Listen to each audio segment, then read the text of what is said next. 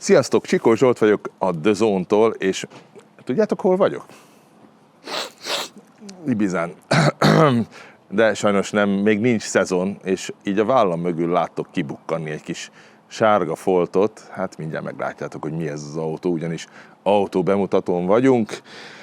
Bizony, itt még nincs szezon, tehát az egy hónap múlva kezdődik, egyelőre szinte sehol nincs egy turista se, viszont ha turisták nincsenek is, de itt az új Renault Twingo.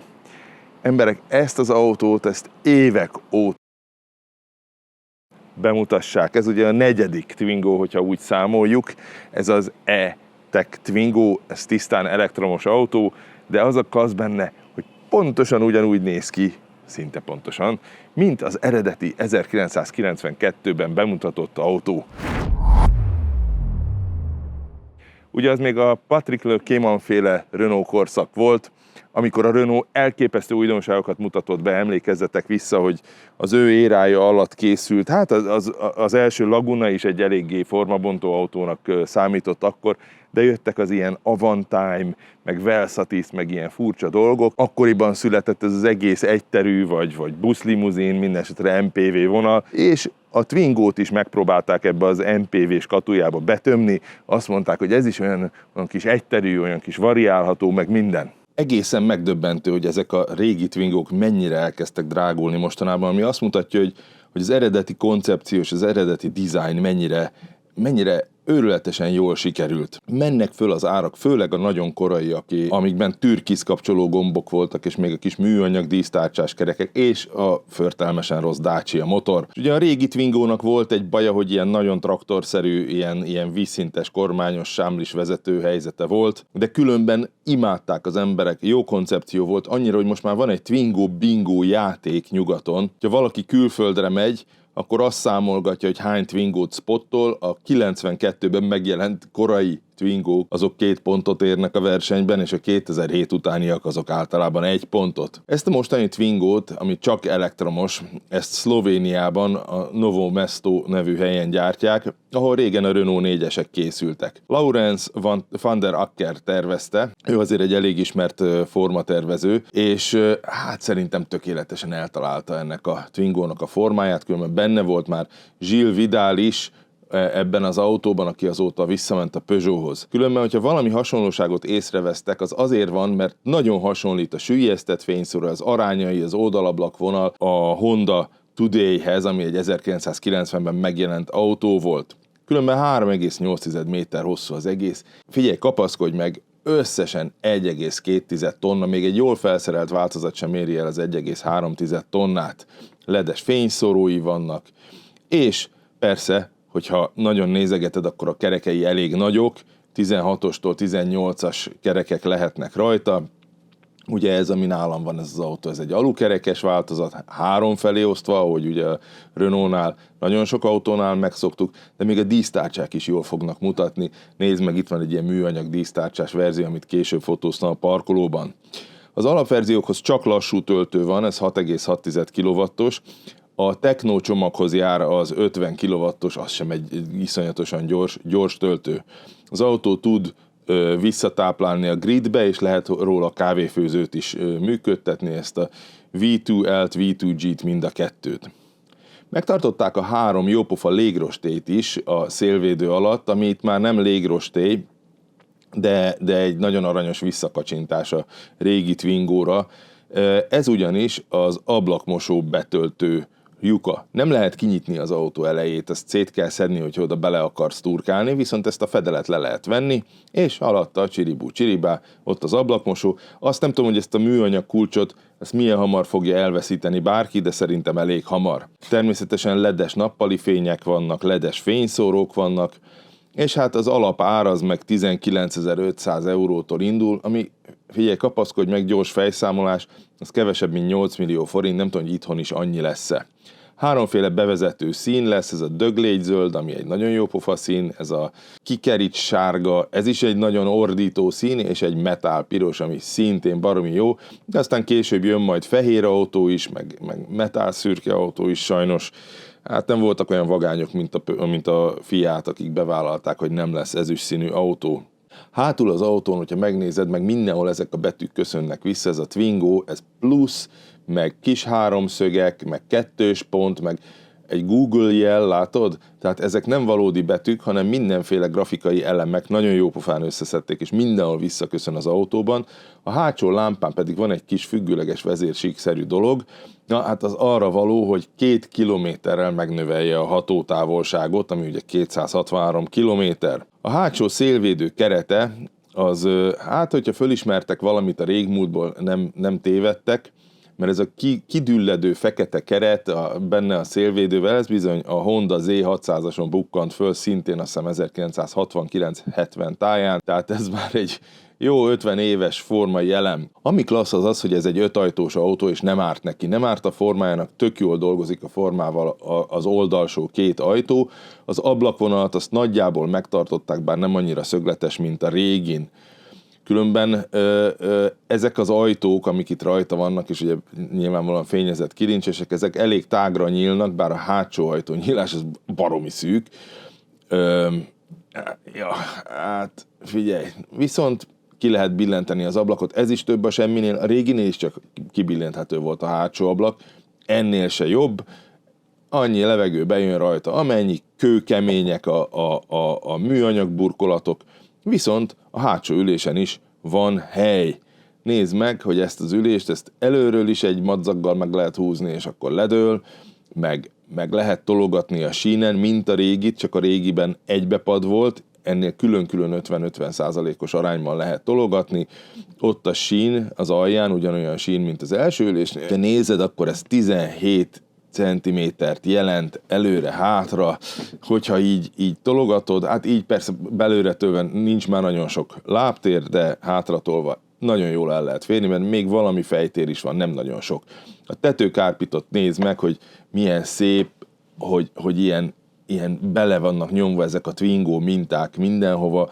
Ez is egy ilyen új Renault szokás, hogy ezt mind-mind beleteszik. Ha hátulról nézed az autót, innen is be tudod azonosítani a Twingót, és innen is ordít az egész, annyira jó pofa.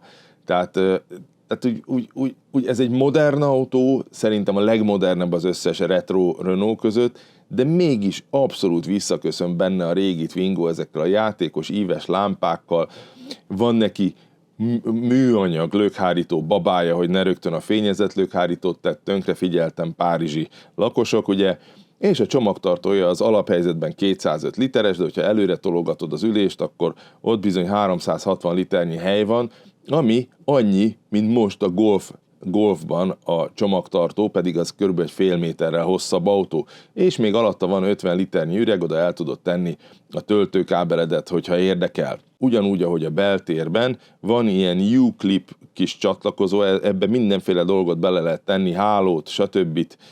A jobb pakoláshoz, szóval ez egy nagyon-nagyon fasz a kis dolog. És most itt hadd mutogassak el nektek egy pár dolgot ennek az autónak a belsejében. Figyelj csak! Az ülések bazi nagyok. Tényleg nagyok. Tehát ez egy viszonylag hosszú ülés, ahhoz képest, hogy ugye ez egy mini autó.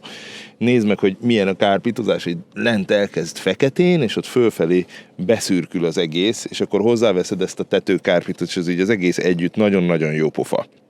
Nézd meg a műszerfalat. Ebben is van egy LCD-s műszer, amit így váltogatni lehet, hogy miket mutogasson, hol.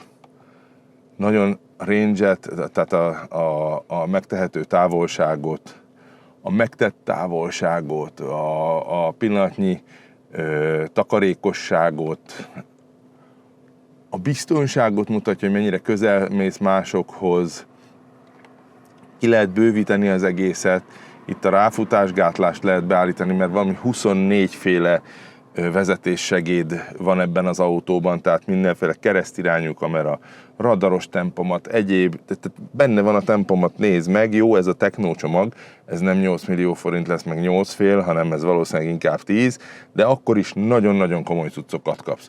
4 fokozatban állítható a rekuperáció ezekkel a fülekkel.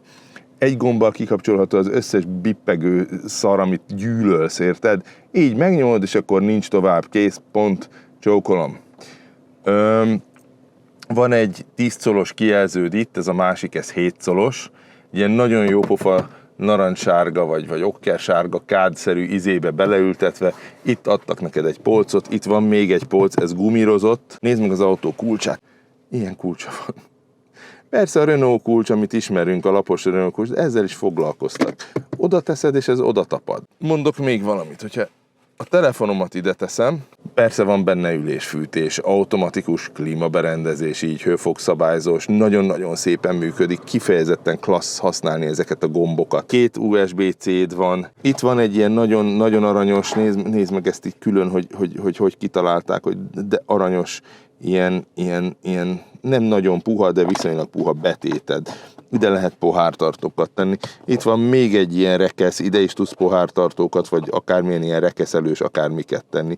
Van egy 12 voltod, van egy kesztyűtartód, a bohócorrot pedig, nem tudom, hogy emlékeztek-e a régi Twingóra, a bohócorrot azt ide tették, a régi Twingónak itt fölül volt, de ez itt egy kicsit praktikusabb helyen van. Természetesen van kesztyűtartód, összesen van 17 liternyi pakolórekesz van ebben az autóban, annyira jó pufa. A tükröt azt nem adtak, csak nekem. Ezzel körülbelül el is mondják, hogy ki a célcsoport. Azt fogja nézegetni magát, aki a vezetőülésben van. Nézd meg, szépen csukódik az ajtó. Nem gagyi. Ez a kilincs, ez olyan, mint mostanában például a BMW X3-nak is nagyon hasonló kilincse volt, csak ez egy elektromos kilincs, ez pedig egy mechanikus kilincs. És az egészben jó ülni. Hát ezt a kormányt, ezt ismered a Renault 5-ösből, meg a Renault 4-esből, de van hely, bőven, hogyha megnézed, itt ugyanazok a dolgok vannak, mint a Dacia-kban, ez a U-clip rendszer átvette a Renault a saját társmárkájától, erre mindenféle telefontartót, meg cekkertartót, meg egyéb dolgokat lehet rászerelni, hogy te tudjad variálni az autó belső terét. A váltógomb. Ezt tudod, mire hasonlít ez a váltógomb? Hogy honnan kapta ezt a formát, ezt a szögletest, ezzel a puppal a végén, meg ezekkel a feliratokkal? Hát ez egy rúzs. Tényleg. Ez abszolút egy Chanel rúzs inspirálta ezt a fajta gombot. Hát mennyire jó pofa már az egész. És persze itt találod azt a gombot, ami, ha jól emlékszem, a Renault 25-ösön jelent meg még a 80-as évek végén, és azóta ugyanaz a tekerő, csatornaváltó, hangerőgomb, minden van rajta. Ilyen volt még a 94-ben a FAC 190 rendszámú Renault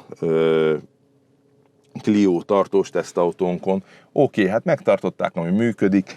Nézd meg a rostélyokat, hogy mennyire aranyosak, hogy ilyen célkereszt van rajtuk. Jó pofa az egész, szerethető. Ilyennek kell lenni egy modern kis autónak. Nézd meg, hogy hátul milyen bazi nagy hely van. Mennyire klassz, hogy egy 3,8 méteres autóban még mindig tudnak helyet csinálni, még mindig tudnak örömöt adni. Foglalkoztak a részletekkel, és látod, hogy persze minden olcsó, mert azt akarják, hogy megvegyed. Azt akarják, hogy ne törődj vele, hogy elektromos vagy nem elektromos, akkor is kívánjad, vedd meg, akart, hogy a tiéd legyen az autó, és hát bizony nagyon-nagyon megértem, hogyha valaki azt mondja, hogy fú, ezt a Twingót csak azért megveszem, hogy legyen egy ilyen az életben egyszer. Mivel Csík holnap már megint utazik külföldre, ezért megkért, hogy én segítsek a videónak ezen részében. Segítek! Autohitel.hu. Első körben megnéztem, hogy van-e akció. Van Renault akció. Beírtam a 8 millió forintos vételárat, ugye az autót még nem tudjuk, hogy milyen áron lesz itthon kapható, de Csík ezt említette a videóban, úgyhogy nézzük ezzel a 8 millióval. Zárt végű leasing. Ezt talán magánszemélyek jobban fogják vásárolni ezt az autót. Önerőnek most 4 millió 600 000-et írtam. Így a finanszírozott összeg 3 millió 400 000 5 évre.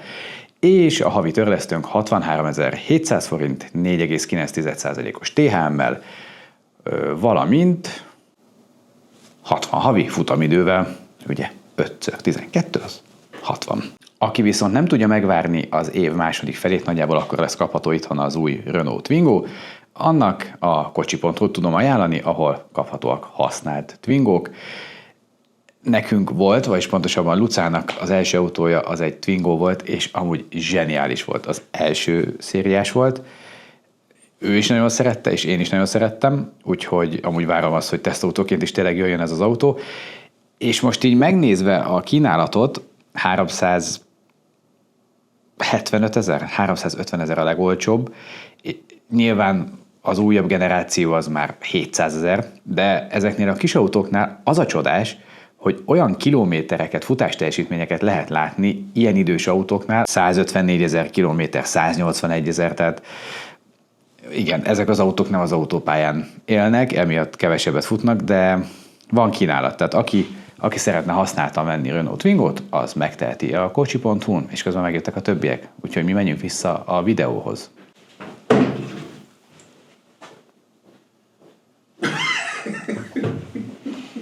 Tessék csak hagyni. Beértem, mint egy gyártmátokországból. Ezt is ide raktál ezt a kamerát? Nem, az videót csinálok.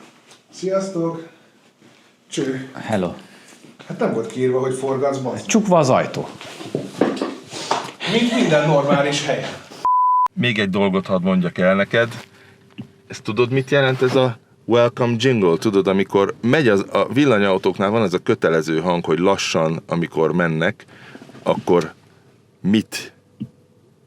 milyen hangot adnak, és ez a Jean-Michel Jarre-ral, tudod, mágneses mezők, meg Equinox, meg a Jean-Michel Jarre-ral irattak hozzá dalt.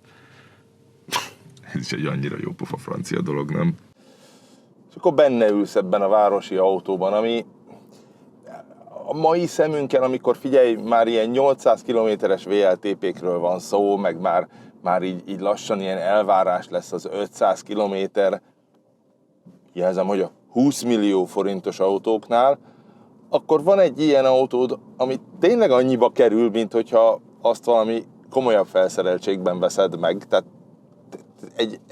egy felszereltségnyi különbségből veszel egy komplett autót, és azért városban egy 3,8 méter hosszú autóval, aminek 9,9 méter a fordulóköre, sokkal könnyebb bárhova leparkolni, bekanyarodni, megállni parkolóházban. Gondolj bele, hogyha csak arra használod ezt a nyomorult autót, hogy elmész vele bevásárolni, előre tolod az ülését, rohadt sok fér bele, 360 liternyi csomag belefér, érted? Fölösleges a családi Golf, ami már 4,3 méter hosszú, egy fél méterrel rövidebb autóval el tudsz menni, ugyanaz belefér.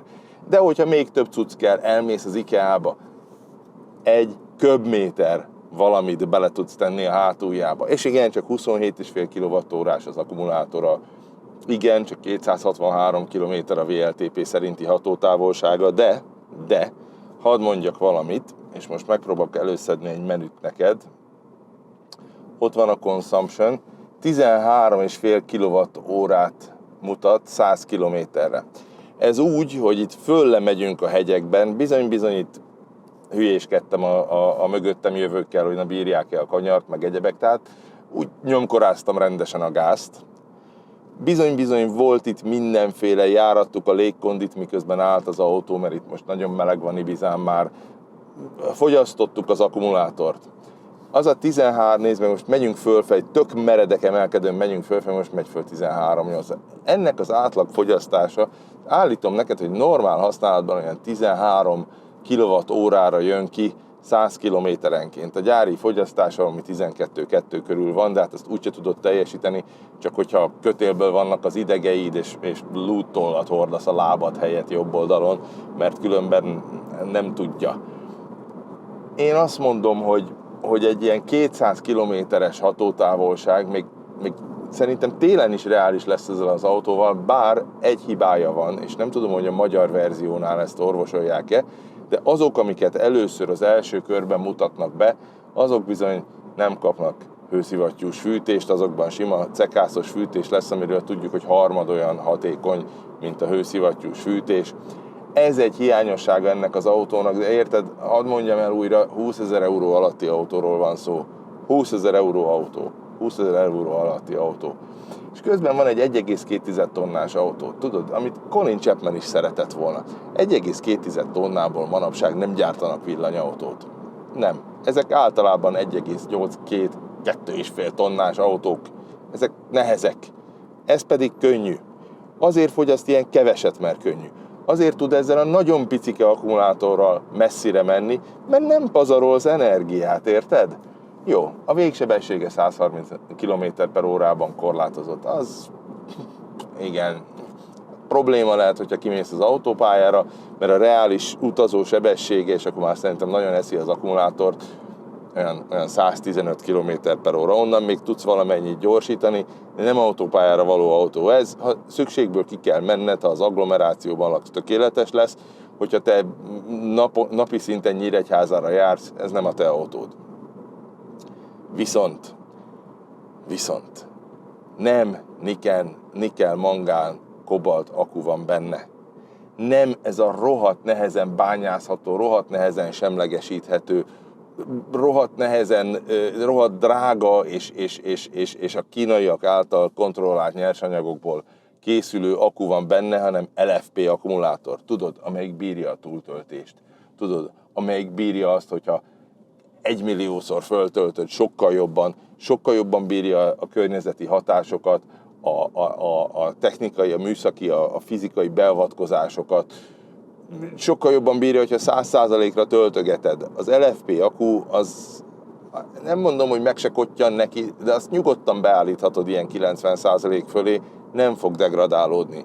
Az NMC akku degradálódik. Tehát ennek az akunak mindig közel a 100%-át megkapod, hogyha nagyon-nagyon hatótáv parád van. De szerintem azért a 220-230 reális nyári kilométerek 180-200 reális téli kilométerrel nem lesz neked hatótávparád ebben az autóban. És mivel könnyű volt megcsinálni jóra.